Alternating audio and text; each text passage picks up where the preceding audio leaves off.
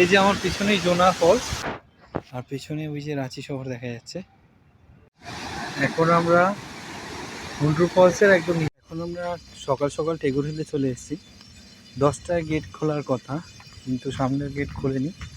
এখানে লোকাল লোকেদের দিয়ে জানতে পারলাম যে পেছনের গেট দিয়ে ঢুকলে অসুবিধা হবে না, সেই জন্য এখন পেছনের গেটে যাচ্ছি টেগোর হিলে। ওখান দিয়ে ঢুকে যাব, পরে সামনের গেটটা দিয়ে বেরোনোর সময় বেরিয়ে যাব। ওই সামনের গেটে গেছে আমাদের গাড়ি রাখা আছে। এখন পেছন গেটে চলে এসেছি আমরা। এটা হচ্ছে টেগোর হিলের পেছনের গেট। আর এই যে টেগোর হিল, এখান থেকে রাঁচি শহরের একটা খুব সুন্দর ভিউ পাওয়া যায়।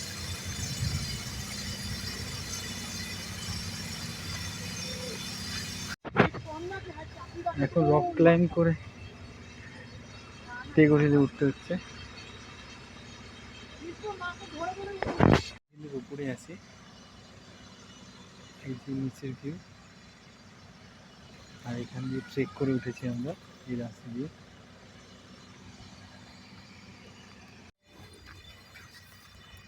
এই রাস্তা দিয়ে ট্রেক করতে করতে আবার উপরে উঠছি আরো।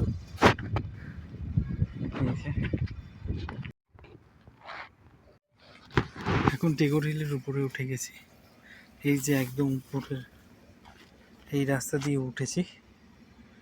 আর এটা হচ্ছে একদম উপরের জায়গা, উপরের চূড়া যাকে বলে। এটা তো ছোটনাগপুর মালভূমির অংশ। এগুলো সব টিলা, পাহাড় না, একটা মালভূমির টিলা। তাই উচ্চতা বেশি নয়, উঠতেও সেরকম কষ্ট নেই, ওঠাই যায়। আর এই রাস্তা দিয়ে উঠতে হয়েছে, পাথর কেটে কেটে রাস্তা করা আছে, সাবধানে উঠতে হবে, নামার সময় আরও সাবধান। আর এখান থেকে রাঁচি শহরের সুন্দর একটা ভিউ পাওয়া যায়, কারণ সেটা আপনাদের একবার দেখিয়ে দিই। এই যে রাঁচি শহর, ওইদিকেও রাঁচি শহর আছে, ভিউ পাওয়া যাচ্ছে।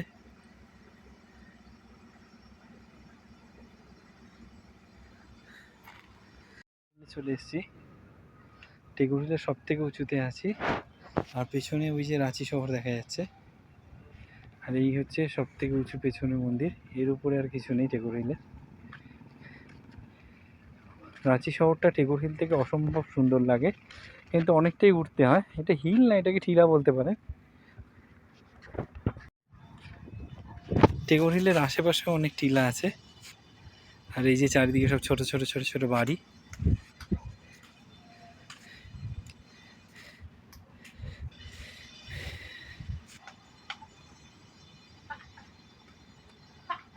জঙ্গলের ভিতর দিয়ে যাচ্ছি।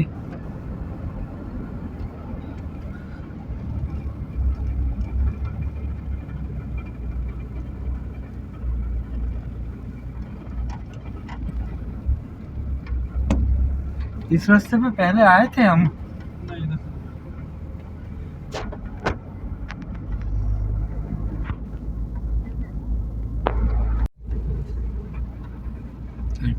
গীতল সুট ড্যামে আছে,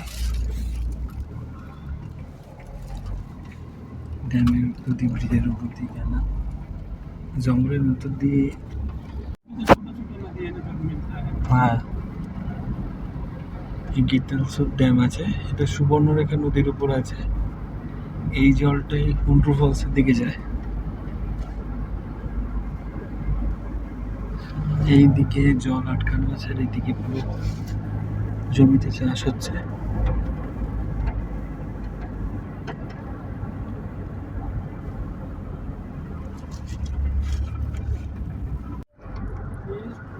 এখন জঙ্গলের ভিতরে হুন্ড্রু ফলসের দিকে যাচ্ছি।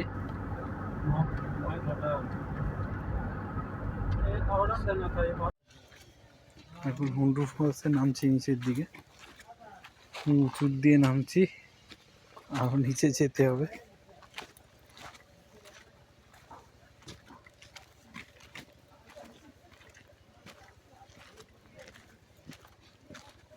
আর এখানে কাঠ দিয়ে, কাঁচা কাঠ দিয়ে শোপিস তৈরি হচ্ছে।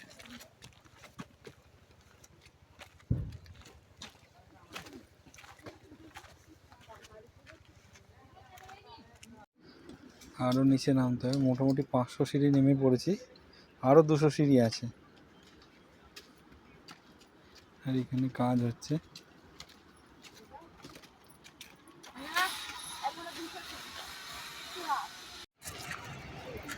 সাতশো সিঁড়ি পেরিয়ে অবশেষে হুন্ডুর ফলের নিচে এসে পৌঁছেছি।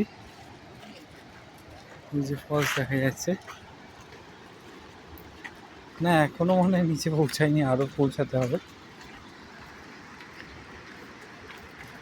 এখানে বাঁশ দিয়ে বিভিন্ন শোপিস তৈরি হচ্ছে হুন্ডু ফলসের। এখানে ছোট একটা পুরুলের মতো জিনিস দিয়ে কাম করতে চলছে।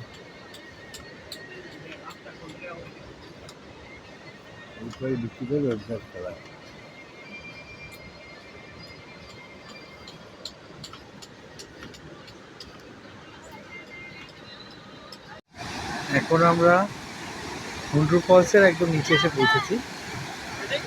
আর এখানে ওই ফলসের থেকে যে জলটা পড়ছে তার একটু হালকা ছাপ মতো আসছে। অসাধারণ লাগছে দৃশ্যটা। সবে বর্ষাকাল গেলে তো, ঝর্ণায় প্রচুর জল আছে এখন।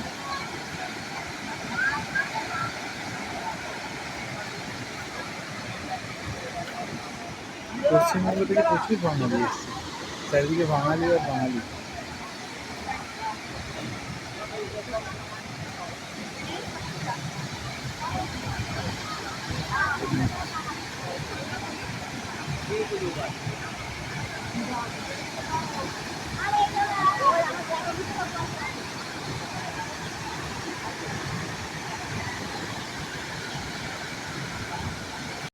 পেছনে দেখতে পাচ্ছেন হুন্ডু ফলস। এখন হুন্ডু ফলসের একদম নিচে এসে পৌঁছেছে। এখন 1:30 বাজে। 1:30টার সময় আমার হুন্ডু ফলস থেকে উপরে ওঠা চালু করলাম। দেখি কতক্ষণে উপরে পৌঁছে, যেখান থেকে নিচে এসেছিলাম। আর ওই বিল্ডিংটার উপরে পৌঁছাতে হবে হুন্ডু ফলসে। 300 সিঁড়ি নিজের থেকে উপরে উঠেছি। এখন আর হুন্ডু ফলস দেখা যাচ্ছে না। আপনারা যখন 200 সিঁড়ি থাকবেন, মানে নিচে থেকে 200 সিঁড়ি অবধি দেখা যাবে, তারপরে আর দেখা যাবে। এই 745টা সিঁড়ি জয় করে ফিরলাম আমরা। এখন বাজে 2:10। আর 1:30টার সময় নিচের দিয়ে যাত্রা শুরু করেছিলাম। আর এই যে পৌঁছে গেছি উপরে।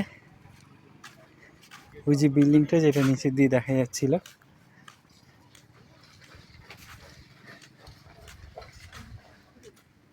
হুন্ডু ফলসের এইখান দিয়ে স্টার্টিং পয়েন্ট এটা। এখানে অনেক দেশি মুরগির দোকান পেয়ে যাবেন। আপনারা যদি নামার সময় যদি বলে যান তাহলে এরা রান্না করে দেবে। পরপর প্রচুর দোকান আছে।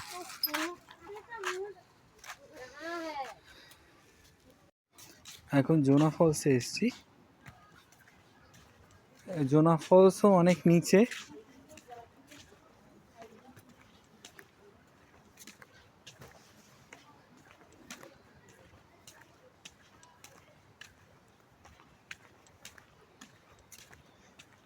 অনেকটা হাঁটতে হবে। এখান দিয়ে শুরু হলো হাঁটা, দেখি কত দূর যাই। এখন জোনা ফলসে আস্তে আস্তে নিচে নামছি। হুন্ডুতে 745টা সিঁড়ি ছিল, এখানে 550টা সিঁড়ি। সেরকম কাউকেই দেখতে পাচ্ছি না, আমি একাই নামছি আপাতত। কিন্তু এই হুন্ডুতে নিচে না নামা অবধি সম্পূর্ণরূপে দেখা যেত না। এখানে একজন বলল যে একটু নামলেই দেখা যাবে। দেখা যাক, আপাতত 50টা সিঁড়ি নেমেছি। এখানে রাস্তাটা অনেক ভালো, সিঁড়িগুলো ভালো করে বাঁধাই করা আছে। ওই যে দেখা যাচ্ছে, ওই যে জোনা ফলস দেখা যাচ্ছে। এই যে সিঁড়িগুলো বাঁধাই করা আছে, ভালো, হুন্ডুর থেকে অনেক ভালো। কিন্তু সিঁড়িগুলো অনেক খারাপ।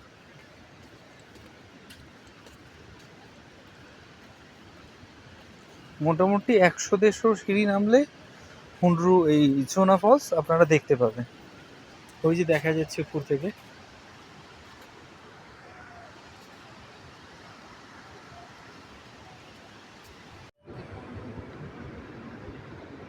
মোটামুটি 150 সিঁড়ি নেমেছি, এখনই মোটামুটি পরিষ্কার দেখা যাচ্ছে। এই যে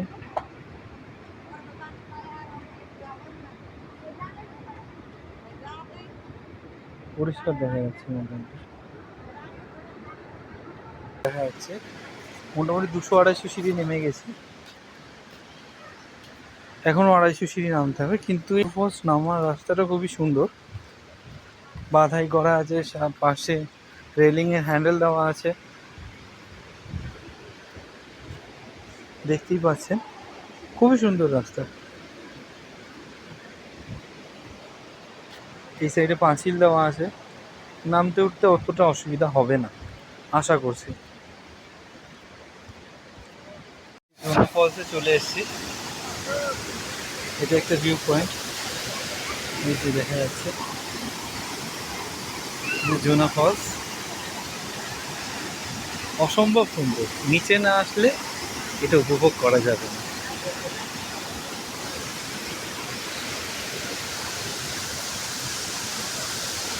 এখন ফলসগুলো প্রচুর জল, ওই জন্য আরও দেখতে সুন্দর লাগছে। শীতকালে আসলে হয়তো এতটা সুন্দর লাগবে না, আসতে হবে বর্ষার পরপর অথবা বর্ষাকালে। এই যে আমার পিছনেই জোনা ফলস দেখতে পাচ্ছেন, খুবই সুন্দর লাগছে, খুবই সুন্দর, মুখে বলে ভাষায় প্রকাশ করা যাবে না। আপনারা বর্ষার পরপর অবশ্যই দেখতে আসতে পারেন যে রাঁচি ঝাড়খণ্ড। সে ট্রাভেল এজেন্সির সাথে আসুন বা অন্য কারোর সাথে আসুন, কোনো ব্যাপার না, কিন্তু অবশ্যই দেখতে আসুন, অসম্ভব সুন্দর। আর এখানে হালকা হালকা ছাট আসছে, অসম্ভব সুন্দর জোনা ফল।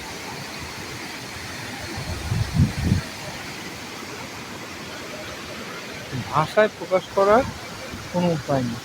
হুন্ড্রুতে নামুন না না নামুন, কিন্তু জোনা ফলস অবশ্যই নেমে দেখতে হবে। এখানে হুন্ড্রুর থেকে সিঁড়ির সংখ্যাও কম, হুন্ড্রুতে আপনাকে 745টা সিঁড়ি নামতে হবে, এখানে 550টা সিঁড়ি নামলে আপনি পৌঁছে যাবেন জোনা ফলসের কাছে।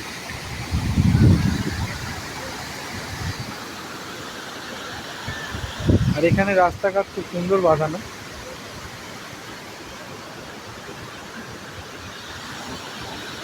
ছিল কিন্তু আপাতত গেট বন্ধ, 4টের সময় গেট বন্ধ হয়ে যায়। রাঁচিতেও কলকাতার মতোই জ্যাম।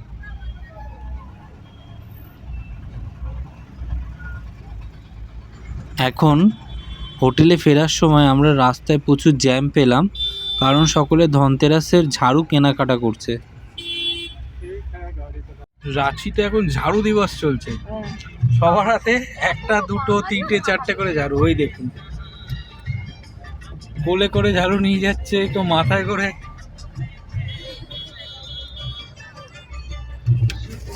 এই যে ঝাড়ু, ঝাড়ু আর ঝাড়ু।